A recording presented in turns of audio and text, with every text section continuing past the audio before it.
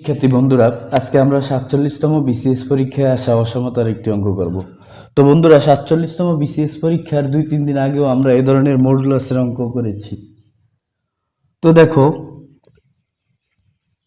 Modulus x-5 modulus less than 2 যদি হয়, তাহলে আমাদের কাছে x বিলংস টু ইন্টিজার অসমতাটির সমাধান সেট নিচের কোনটি সেটি জানতে চাওয়া হয়েছে। তো বন্ধুরা, আমরা নর্মালি কি জানি? আমরা নর্মালি জানি অসমতার ক্ষেত্রে ফার্স্ট ব্র্যাকেট এবং থার্ড ব্র্যাকেট ব্যবহার করা হয়, কিন্তু যদি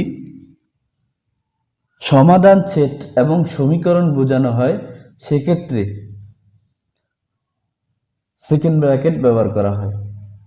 তো এই হিসাবে তোমার এখানে এই অপশনও বাদ হবে, এটাও বাদ হবে, এই দুইটা হবে।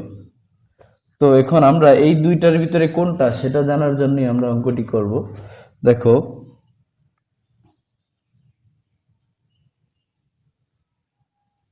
তো আমরা আগেই বলেছিলাম যে মডুলাসের অঙ্কের ক্ষেত্রে প্রথমে মডুলাস উঠিয়ে দিয়ে এই পাশে প্লাসের সংখ্যাটা লিখব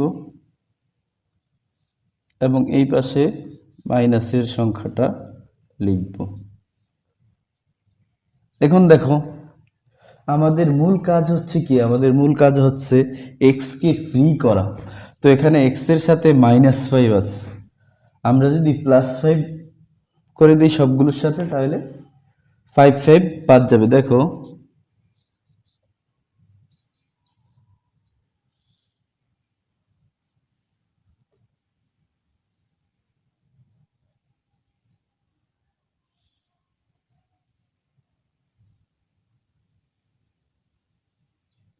এখন দেখো, এটা বাদ, তাহলে থাকে 3 less than x less than 7। তো বন্ধুরা, এখন একটা রেঞ্জে চলে এসেছে। তো এই রেঞ্জটা কি?